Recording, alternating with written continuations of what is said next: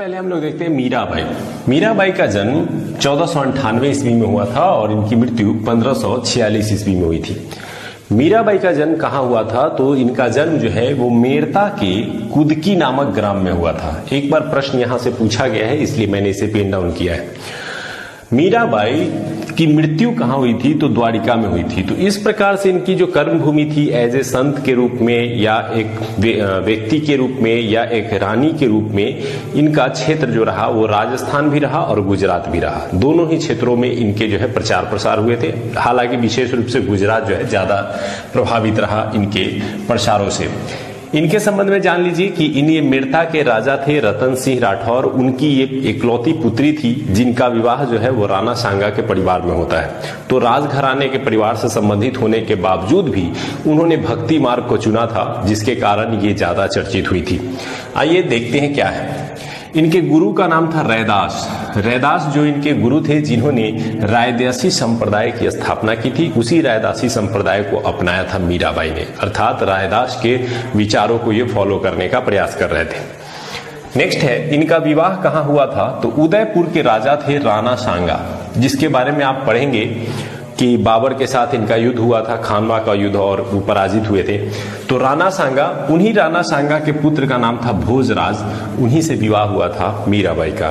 कहा जाता है कि इसी युद्ध में भोज राजा की भी मृत्यु हो गई थी और राणा सांगा की भी बाद में मृत्यु हो गई थी। और इस तरह से इनके मृत्यु के पश्चात मीराबाई ने गुजरात के क्षेत्र में जाकर के कृष्ण भक्ति को विशेष रूप से प्रसारित करने का प्रयास किया। तो एक प्रश्न आता है कि ये किससे संबंधित थे? तो कृष्ण भक्ति से संबंधित थे। कृष्ण को ही इन्होंने अपना पति रूप के रूप में स्वीकार कर लिया था, जो कि इस तरह की परंपरा बहुत कम देखने को मिलती थी उस समय, कि भगवान को ही पति के रूप में स्वीकार करने के बाद उनकी भक्ति करना। तो अपने जो वास्तविक इनकी पति थे वो भोजराज की मृत्यु हो चुकी थी और उनकी मृत्यु के बाद इन्होंने कृष्ण को ही अपने पति के रूप में स्वीकारा और उनकी भक्ति करना शुरू कर दिया। तो यहां से आप एक पॉइंट याद रख सकते हैं कि ये किस भक्ति से संबंधित थे? तो शगुन भक्ति से संबंधित थे, क्योंकि इन्होंने कृष्ण रूप की पूजा करना प्रारंभ किया था। इनकी तुलना एक सूफी महिला संत से की जाती है जिनका नाम है रबिया। वो भी इस तरह से सूफी संत के रूप में काफी प्रचलित रहे। इसी कारण से हिंदू धार्मिक आंदोलन के क्रम में मुख्य रूप से मीराबाई की तुलना किससे की जाती है? तो रबिया नामक सूफी महिला संत से की जाती है। तो मीराबाई से बहुत सारे प्रश्न नहीं बनते हैं, मूल रूप से यही प्रश्न देखने को मिलते हैं। इसके अलावा इन्होंने ब्रज भाषा एवं राजस्थानी भाषाओं में कई गीत लिखे और ये मीरा भक्ति के रूप में जो है वो गीत काफी प्रचलित भी रहे। तो आइए अब आगे बढ़ते हैं। नेक्स्ट है तुलसीदास। तुलसीदास से आप काफी परिचित होंगे और इनसे जुड़े हुए प्रश्न कई एग्जाम में पूछे जाते हैं। तुलसीदास जी का जन्म जो है वो राजापुर में हुआ था, जो कि बाढ़ा उत्तर प्रदेश में पड़ता है। तो इनके जन्म स्थान को लेकर के भी एक बार प्रश्न पूछा गया है। कैसे भक्ति से संबंधित थे? तो सगुन भक्ति से संबंधित थे। और हम लोगों ने पिछले वीडियो में पढ़ा था कि ये कृष्णा की भक्ति से संबंधित है, तो ये राम की भक्ति से संबंधित है। मैंने उसमें बताया था कि सगुन भक्ति के क्रम में भी मूल रूप से दो भागों में विभाजित देखने को मिलता है, एक कृष्ण भक्ति के रूप में और एक राम भक्ति के रूप में।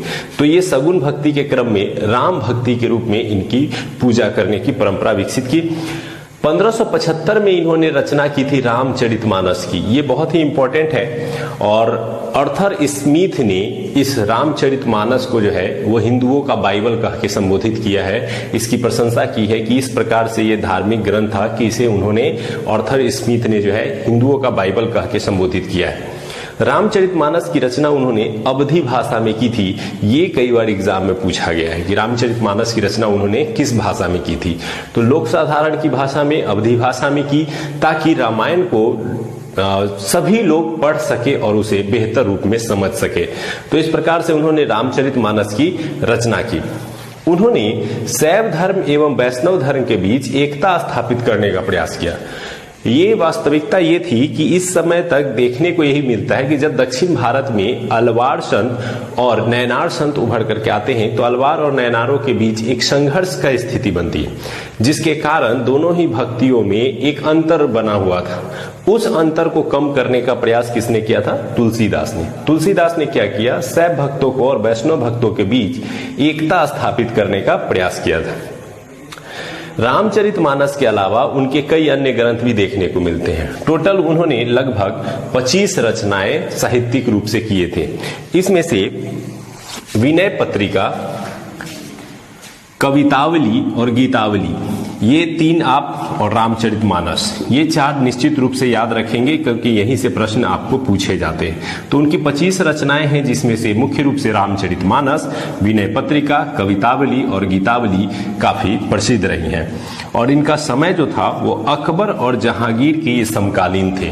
वो यहां से भी आप देख सकते हैं कि 1532 से लेकर के 1623 तक इनका शासनकाल था।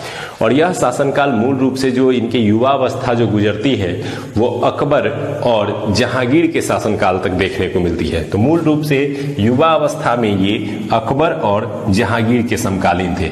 हालांकि इनके जन्म के समय बाबर भी थे, बाबर की मृत्यु हो चुकी थी, लेकिन हुमायूं का शासनकाल चल रहा था। अब आते हैं रैदास की ओर। रैदास वही हैं जो मीराबाई के गुरु थे। अब रैदास को ही रविदास के नाम से भी जाना जाता है। इनका जन्म वाराणसी में हुआ था और वाराणसी में एक और गुरु का जन्म हुआ था, मैंने बताया था कल के वीडियो में, वो हुआ था कबीर का।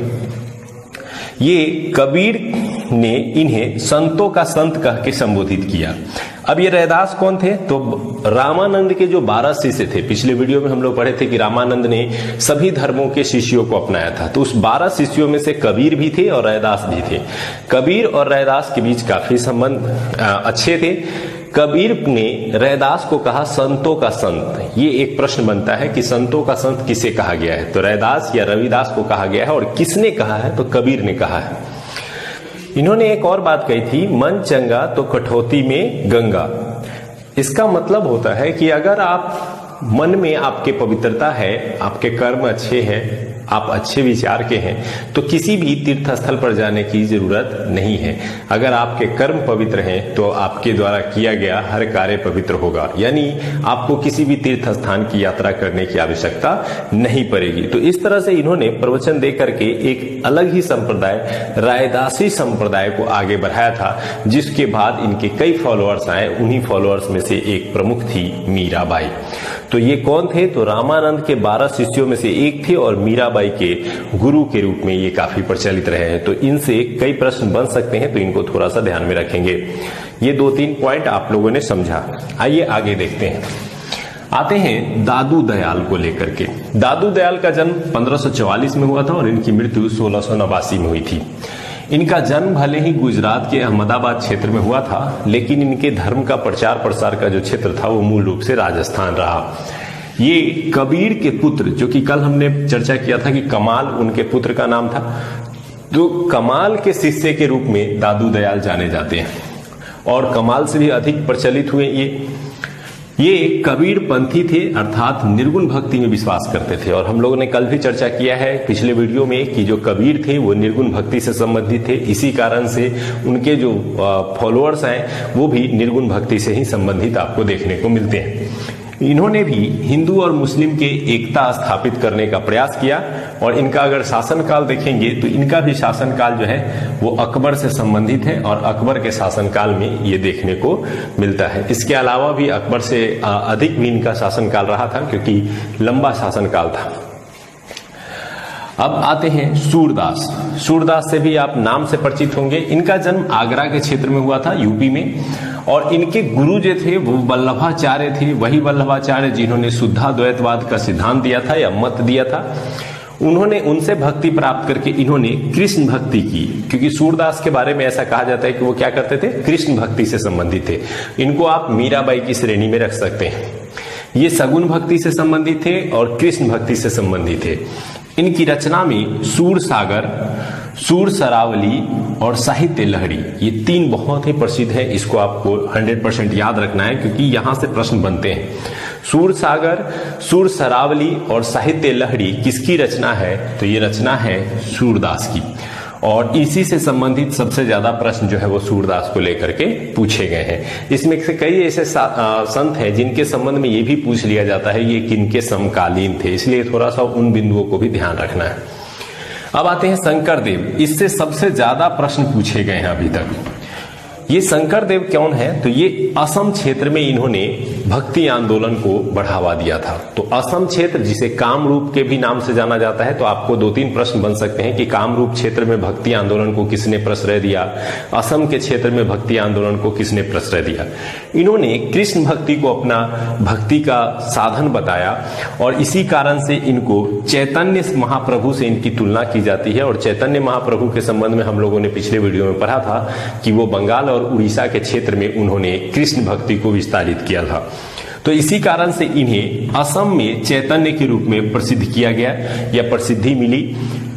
इसके अलावा शंकरदेव से जुड़े हुए प्रश्नों में शंकर विष्णु के कृष्ण अवतार के भक्ति से प्रेरित थे। चूंकि ये चैतन्य ही इनको संबोधित किया जाता है, इसका मतलब है कि इनके गुण जो हैं वो चैतन्य महाप्रभु से मिलते हैं।